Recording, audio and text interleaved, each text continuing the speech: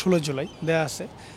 পদত্যাগপত্র অনেক আগে দেওয়ার কথা ছিল, কিন্তু দেই নাই। কারণ হচ্ছে যে আমার জুনিয়রদের হেল্প করা লাগতো, যে সেন্ট্রালি তারা কোথায় কোথায় থাকবে ছাত্রলীগ, এই জিনিসগুলো দেওয়া লাগতো, যার কারণে আমার পরবর্তীতে পদত্যাগপত্র দেওয়া। যাই হোক, এটা না যাই আমি মূল ঘটনে আসি। সেটা হচ্ছে যে আমি প্রাইমারি স্টেজ সেকেন্ড স্টেজ কিচ্ছু জানি না। আমি 2 মাস পূর্তি উপলক্ষে পোলাপান ওই যে গরু খাবে আর হচ্ছে ক্রিকেট আর ফুটবল টুর্নামেন্টের আয়োজন করছে।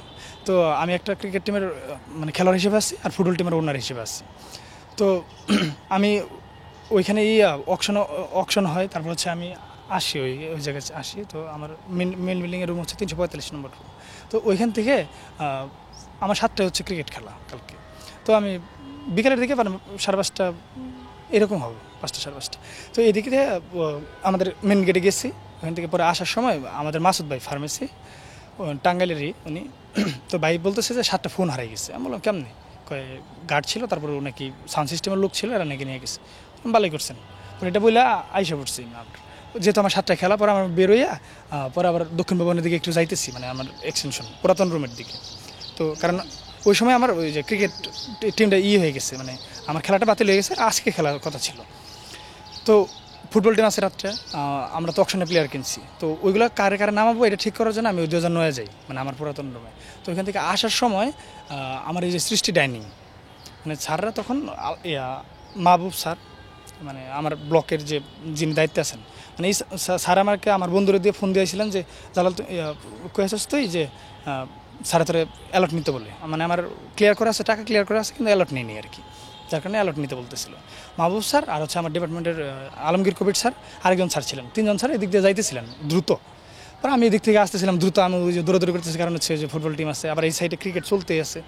পরে স্যার বলে যে জালাল কিছু জানো? কই না তো স্যার। এখন এখানে কোশ্চেন আসতেছে যে আমারই কেন স্যাররা ডাকলো?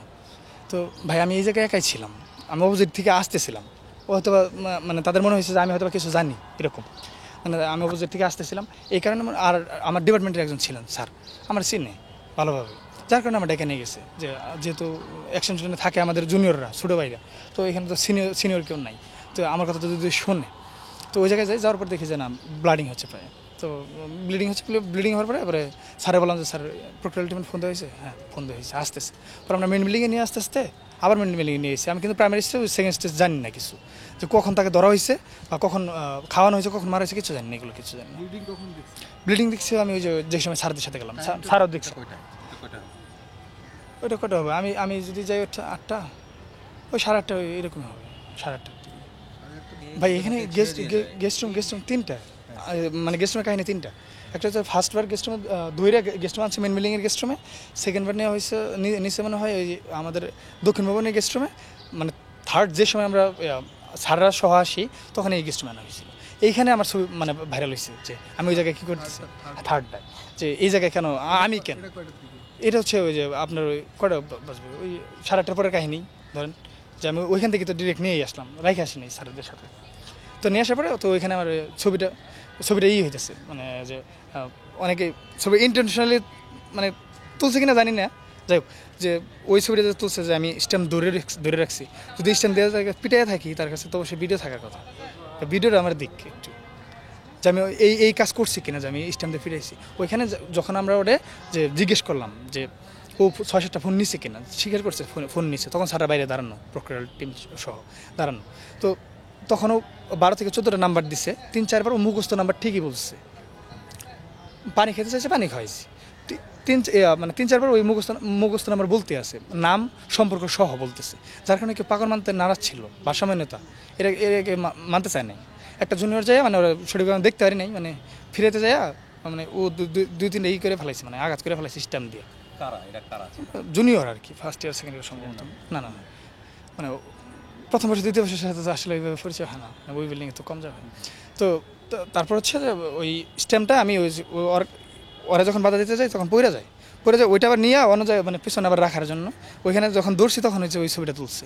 কিন্তু ছবিটা পিক করছি কেলে, মানে আমি ওই স্ট্যাম্পটা পিক করছি কেলে, তার মারার লেগে নাকি ওইটা রাখার লেগে নাকি তার বাঁচানোর লেগে, এটা কেউ মানে জাজ করতেছে না, জাজ দেখতেছে আমার পিকটা। হ্যাঁ স্ট্যাম্প ওই যে জুনিয়র যেটা ফিরে দিতেছে, ওই স্ট্যাম্পটাই মানে ফিরেতে যায়, মানে ছুটে গেছে, ছুটে দেওয়ার পরে তুলে আবার পিছনে ব্যাক রাখা হয়েছে।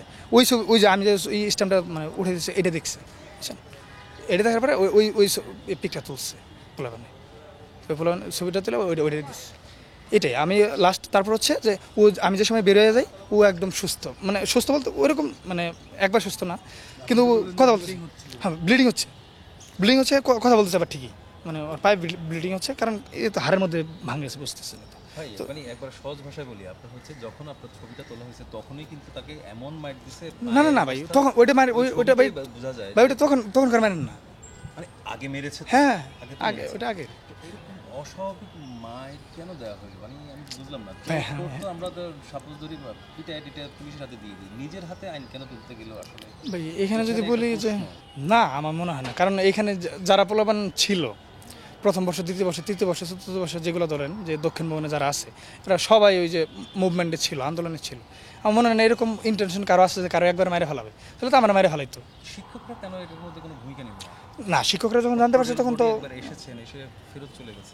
এটা ভাই আমি কিছু বলতে পারবো না, আমি জানি না। আমি বললাম না যে আমি লাস্টের দিকে ডেকেছে বললো শিক্ষকরা আপনাকে না, ওই সময় তো বললাম যে ভাই যে আমি যাওয়ার পরে মানে দেখার পরে তখন বললাম স্যার প্রক্রিয়াল টিমের ফোন দিয়েছিলেন, স্যার বল তো স্যার প্রক্রিয়াল টিমের ফোন দিয়েই গেছে, যার কারণে তারা আমার বললো যে না দিসি প্রক্রিয়াল টিম আসতেছে, যার কারণে তো আমরা মেন বিল্ডিংয়ে আসার পরে দেখতে পারি যে প্রক্রিয়াল টিম দাঁড়ানো।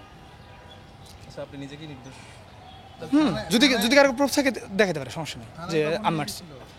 থানায় ভাই আমি জানি না, আমি তো ওই যে মাঝখান থেকে বেরিয়ে গেলাম স্যারদের কাছে বলে আমার টিমের খেলা, যার কারণে এটা 9টার বেশি হবে, 9টার বেশি হবে।